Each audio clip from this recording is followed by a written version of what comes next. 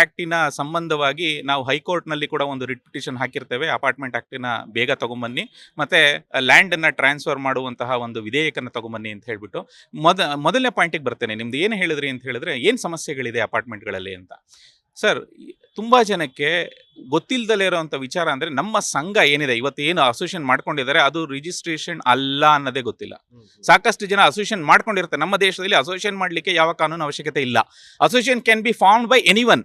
ಆದರೆ association registration ಆಗಬೇಕು ಅಂತ ಹೇಳಿದ್ರೆ ಅದಕ್ಕೊಬ್ಬರು ರಿಜಿಸ್ಟ್ರಾರ್ ಇರಬೇಕು, ಅದನ್ನು ರಿಜಿಸ್ಟರ್ ಮಾಡಿಕೊಡುವಂತಹ ಅಧಿಕಾರಿ ಮತ್ತು ಡಿಪಾರ್ಟ್ಮೆಂಟ್ ಇರಬೇಕು.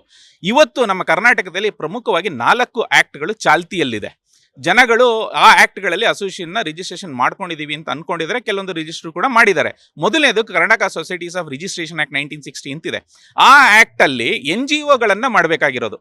KSRA 1960 NGO ಮಾಡೋ ಜಾಗದಲ್ಲಿ ಅಪಾರ್ಟ್ಮೆಂಟ್ ಅಸೋಸಿಯೇಷನ್ ರಿಜಿಸ್ಟರ್ ಆಗಿದೆ. ಇವತ್ತು ಕರ್ನಾಟಕದಲ್ಲಿ 70% ಭಾಗ ಅದರಲ್ಲೇ ಇರೋದು. ಆದರೆ ಹೈಕೋರ್ಟ್ ಹೇಳುತ್ತೆ ನೀವು ಆ ಆ್ಯಕ್ಟಲ್ಲಿ ಅಸೋಸಿಯೇಷನ್ ರಿಜಿಸ್ಟರ್ ಮಾಡಂಗಿಲ್ಲ, ಮೇಂಟೆನೆನ್ಸ್ ಕಲೆಕ್ಟ್ ಮಾಡಂಗಿಲ್ಲ ಅಂತ. ಈಗ ಸಾಕಷ್ಟು ಜನ ಪ್ರಾಬ್ಲಮ್ನ ಹೇಳ್ತಾ ಇದ್ರು, ನಮ್ಮ ಅಸೋಸಿಯೇಷನ್ ಇಲ್ಲೀಗಲ್ಲು ಅಂತ. ಒಂದು ಸರಿ ಹೈಕೋರ್ಟ್ ನೀವು ಅದರಲ್ಲಿ ಮಾಡಂಗಿಲ್ಲ ಅಂತ ಹೇಳಿದ್ಮೇಲೆ ಮೇಂಟೆನೆನ್ಸ್ ಕಲೆಕ್ಟ್ ಮಾಡೋಕ್ಕೆ ಆಗಲ್ಲ. ಈಗ ಯಾರೋ ಒಬ್ರು ಮೇಂಟೆನೆನ್ಸ್ ಕೊಡಲಿಲ್ಲ ಅಂದ್ಕೊಳ್ಳಿ, ಅವಾಗ ಏನು ಮಾಡಬೇಕು?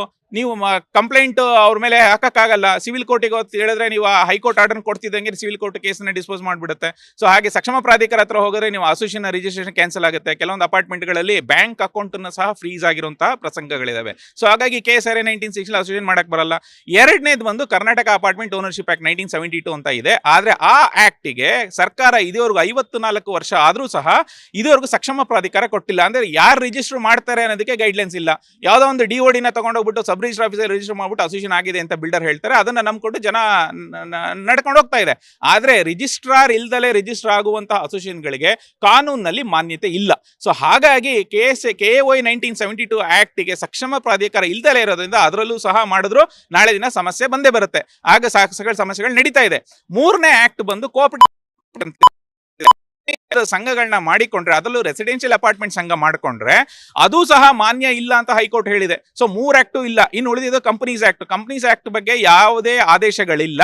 ಆದ್ರೆ ಅದರ ಲಿಮಿಟೇಷನ್ ಅಂದ್ರೆ 200 ಜನಕ್ಕಿಂತ ಜಾಸ್ತಿ ಇದ್ರೆ ನೀವು ಪಬ್ಲಿಕ್ ಲಿಮಿಟೆಡ್ ಮಾಡಬೇಕು. ಪಬ್ಲಿಕ್ ಲಿಮಿಟೆಡ್ ಯಾರು ಮಾಡ್ತಾರೆ ಸರ್ ಅಪಾರ್ಟ್ಮೆಂಟ್ ಅಲ್ಲಿ? ಸೊ ಹಾಗಾಗಿ ಈ 4 ಆಕ್ಟ್ಗಳು ಸೂಕ್ತ ಅಲ್ಲ. ಹಾಗಾಗಿ ಒಂದು ಹೊಸ ಆಕ್ಟ್ ಅನ್ನೇ ತರಬೇಕು. ಈಗ ಹಳೆ ನೀರುಗಳು ಜಾಸ್ತಿ ಆದಾಗ ಕಲುಷಿತಗೊಳ್ಳುತ್ತೆ. ಹಾಗಾಗಿ ಹೊಸ ನೀರನ್ನ ತಗೊಂಡ್ಬನ್ನಿ, ಹೊಸ ಆಕ್ಟ್ ಅನ್ನ ತಗೊಂಡ್ಬನ್ನಿ ಅಂತ ಹೇಳ್ಬಿಟ್ಟು ನಾವು ಕರ್ನಾಟಕ ಮನೆ ಗ್ರಾಹಕರ ವೇದಿಕೆಯಿಂದ ಡಿಸೆಂಬರ್ 23ರಲ್ಲಿ ಒಂದು ಹೊಸ ಆಕ್ಟ್ ಅನ್ನ ರಚನೆ ಮಾಡಿ, ಡ್ರಾಫ್ಟ್ ಆಕ್ಟ್ ಅನ್ನ ರಚನೆ ಮಾಡಿ ನಾವು ಸರ್ಕಾರಕ್ಕೆ ಕೊಟ್ಟಿದ್ವಿ. ಅದು ಒಡಿಶಾ ಆಕ್ಟ್ ಮಾದರಿಯಲ್ಲಿ. ಅಂದ್ರೆ ಮಹಾರಾಷ್ಟ್ರದಲ್ಲಿದೆ, ಒಡಿಶಾದಲ್ಲಿದೆ, ರಾಜಸ್ಥಾನದಲ್ಲಿದೆ, ಬೇರೆ ಎಲ್ಲಾ ರಾಜ್ಯಗಳಲ್ಲೂ ಇದರ ಬಗ್ಗೆ ಸೊಲ್ಯೂಷನ್ ಕಂಡುಹಿಡಿದಾರೆ. ನಮ್ಮ ಕರ್ನಾಟಕದಲ್ಲಿ ಇದುವರೆಗೂ ಸೊಲ್ಯೂಷನ್ ಇರಲಿಲ್ಲ. ಸೊ ಹಾಗಾಗಿ ಡಿಸೆಂಬರ್ಲಿ ನಾವು ಒಂದು ಸೊಲ್ಯೂಷನ್ ಕೊಟ್ಟಿದ್ವಿ. ಅದನ್ನ ಸರ್ಕಾರ ಮಾನ್ಯತೆ ಮಾಡಿ 2024 ಫೆಬ್ರವರಿನಲ್ಲಿ ಲೆಜಿಸ್ಲೇಟಿವ್ ಅಸೆಂಬ್ಲಿನಲ್ಲಿ DK ಶಿವಕುಮಾರ್ ಅವಾಗ DCM ಆಗಿದ್ದಂತ DK ಶಿವಕುಮಾರ್ ಅವರು ಒಂದು ಕಮಿಟ್ಮೆಂಟ್ ಅನ್ನ ಕೊಟ್ಟಿದ್ರು, ನಾವು ಹೊಸ ಆಕ್ಟ್ ಅನ್ನ ತರ್ತೀವಿ ಅಂತ ಹೇಳಿ. ಆ 2.5 ವರ್ಷದ ನಂತರ ಇವತ್ತು ಕೃಷ್ಣ ಬೈರೇಗೌಡರು ಆ ಆಕ್ಟ್ ಅನ್ನ ಡ್ರಾಫ್ಟ್ ಅನ್ನ ರಿಲೀಸ್ ಮಾಡಿದ್ದಾರೆ. ನಾವು ಆ ಆಕ್ಟ್ ಅಲ್ಲಿ ಏನೇನಿದೆ ನಾವು ಇನ್ನೂ ನೋಡಿಲ್ಲ. ಬಟ್ ಆದ್ರೆ ಅವರ ಹೇಳಿಕೆಯ ಪ್ರಕಾರ, ಡಿಸೆಂಬರ್ ಅಲ್ಲಿ ಒಂದು ಆಗಿದಂತಹ ಒಂದು ಹೇಳಿಕೆಯ ಪ್ರಕಾರ, ಮತ್ತೆ ಅವರು ಕಮಿಟ್ಮೆಂಟ್ ಕೊಟ್ಟಂತ ಪ್ರಕಾರ 3 ವಿಚಾರವಾಗಿ ನಾವು ಸೊಲ್ಯೂಷನ್ ಕೊಟ್ಟಿದೀವಿ ಅಂತ ಹೇಳಿದರೆ. ಒಂದು, ಅಸೋಸಿಯೇಷನ್ ಎಲ್ಲಾ ಅಸೋಸಿಯೇಷನ್ ಆಕ್ಟ್ ಗಳನ್ನ ನಾವು ತಗೊಂಡ್ಬರ್ತೀವಿ. ಈ ಒಂದು ಹೊಸ ಆಕ್ಟ್ ಅಲ್ಲಿ 1 ಅಪಾರ್ಟ್ಮೆಂಟ್ 1 ಅಸೋಸಿಯೇಷನ್ ಅನ್ನೋ ಕಾನೂನಲ್ಲಿ ನಾವು ತರ್ತೀವಿ ಅಂತ ಹೇಳಿದ್ದಾರೆ.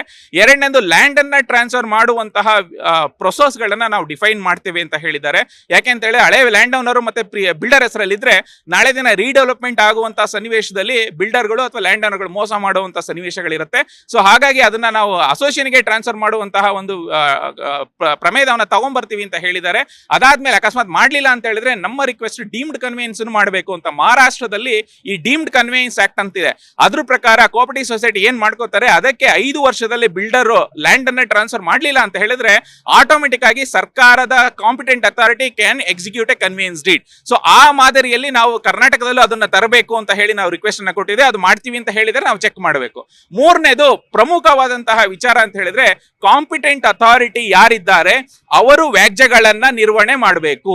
ಯಾಕೆ ಅಂತ ಹೇಳಿದ್ರೆ ಇವತ್ತೇನೋ ಚಿಕ್ಕ ಪುಟ್ಟ ಮೇಂಟೆನೆನ್ಸ್ ₹1 ಜಾಸ್ತಿ ಆಯ್ತು ಅಥವಾ ಇನ್ನೇನೋ ಮಿಸ್ಯೂಸ್ ಆಯ್ತು ಅನ್ನೋಂಥ ವಿಚಾರ ಬಂದ್ರೆ ಏನ್ ಮಾಡಬೇಕು, ಸಿವಿಲ್ ಕೋರ್ಟಿಗೆ ಹೋಗ್ಬೇಕು. ಆದ್ರೆ ಸಿವಿಲ್ ಕೋರ್ಟ್ ಅಲ್ಲಿ ವರ್ಷಾನ್ಗಟ್ಲೆ ಹಿಡಿದು ಬಿಡುತ್ತೆ. ಸೊ ಹಾಗಾಗಿ ಈ ವಿಚಾರವಾಗಿ ಎಲ್ಲಾ ಮನೆ ಗ್ರಾಹಕರು ನಾವು ಒಂದೇ ಹೇಳೋದು, ಕಾಂಪಿಟೆಂಟ್ ಅಥಾರಿಟಿ ವ್ಯಾಜ್ಯಗಳನ್ನ ನಿರ್ವಹಣೆ ಮಾಡಬೇಕು. ಅದಾಗಿಲ್ಲ ಅಂದ್ರೆ ಅಪಿಲೇಟ್ ಟ್ರಿಬ್ಯುನಲ್ಗೆ ಹೋಗ್ಬೇಕು. ಅದು ಸಹ ಈ ಆಕ್ಟಿನ ಲಿಮಿಟೇಷನ್ಸ್ ಅಲ್ಲೇ ಇರಬೇಕು. ಅದಕ್ಕೆ ಸಿವಿಲ್ ಕೋರ್ಟಿನ ಪ್ರಾವಿಷನ್ಸ್ ಇರಬೇಕು. ಅದ ನಂತರ ಹೈಕೋರ್ಟಿಗೆ ಹೋಗ್ಲಿ ಜನ. ಆದ್ರೆ ಮಧ್ಯದಲ್ಲಿ ಯಾವುದೇ ಕಾರಣಕ್ಕೂ ತಾಲೂಕು ಡಿಸ್ಟ್ರಿಕ್ಟ್ ಕೋರ್ಟ್ಗಳಾಗ್ಬೋದು ಅಥವಾ ತಾಲೂಕು ಕೋರ್ಟ್ಗಳಾಗ್ಬೋದು, ಈ ಕೋರ್ಟ್ಗಳ ಪ್ರಾವಿಷನ್ ಎಂಟ್ರಿ ಕೊಡಬೇಡಿ. ಯಾಕೆಂದ್ರೆ ಕಾಂಪಿಟೆಂಟ್ ಅಥಾರಿಟಿ, ಟ್ರಿಬ್ಯುನಲ್, ಅದಾದ್ಮೇಲೆ ಹೈಕೋರ್ಟ್ ಕೊಟ್ರೆ ನಮಗೆ ಅನುಕೂಲ ಆಗತ್ತೆ ಅನ್ನೋ ವಿಚಾರನ ಹೇಳಿದ್ದಾರೆ. ಅದನ್ನ ಅವರು ಒಪ್ಕೊಂಡಿದ್ದಾರೆ. ನಾವು ಆಕ್ಟ್ ಅನ್ನ ನೋಡ್ಬಿಟ್ಟು ಅದನ್ನ ಇಂಪ್ಲಿಮೆಂಟ್ ಮಾಡಿದಾರೋ ಇಲ್ಲೋ ಅಂತ ನೋಡುತ್ತೆ. ಬಟ್ ಏನಂದ್ರೆ ಈಗ ಏನು ಹೇಳಿದ್ದಾರೆ, ಇದನ್ನ ಆದಷ್ಟು ಬೇಗ ಜಾರಿ ಮಾಡಿದ್ರೆ ನಮ್ಮ ಲ್ಯಾಂಡಿನ ಪ್ರೊಟೆಕ್ಷನ್ ಆಗುತ್ತೆ, ಮತ್ತೆ ಅಪಾರ್ಟ್ಮೆಂಟ್ಗಳಲ್ಲಿ ವ್ಯಾಜ್ಯಗಳು ಕಮ್ಮಿ ಆಗುತ್ತೆ ಅನ್ನೋದೊಂದೇ ಮನವರಿಕೆ. ಮತ್ತೆ ಕೃಷ್ಣ ಬೈರೇಗೌಡರ ಮೇಲೆ ನಾವು ನಂಬಿಕೆ ಇದೆ. ಯಾಕೆಂದ್ರೆ 24ರಲ್ಲಿ ರಿಜಿಸ್ಟ್ರೇಷನ್ ನ ಸ್ಟಾಪ್ ಮಾಡಿದ್ರು. ಆ ಒಂದು ರಿಜಿಸ್ಟ್ರೇಷನ್ ನ ಸ್ಟಾಪ್ ಮಾಡುವಂತಹ ಒಂದು ಏನು ಧೈರ್ಯ ನಮ್ಮ ಕೃಷ್ಣ ಬೈರೇಗೌಡರಿಗಿದೆ. ಅವರು ಸಹ ಈ ಆಕ್ಟ್ ಅನ್ನ ಮುಂದೆ ತಗೊಂಡೋಗಿ ಇದನ್ನ ಜಾರಿಗೊಳಿಸ್ತಾರೆ ಅನ್ನುವಂತಹ ನಂಬಿಕೆ ಇದೆ. ಹಾಗೂ ಸರ್ಕಾರಕ್ಕೆ ನಾವು ಅಭಿನಂದನೆ ಸಲ್ಲಿಸ್ತೇವೆ. ಸಾವಿರಾರು ಲಕ್ಷಾಂತರ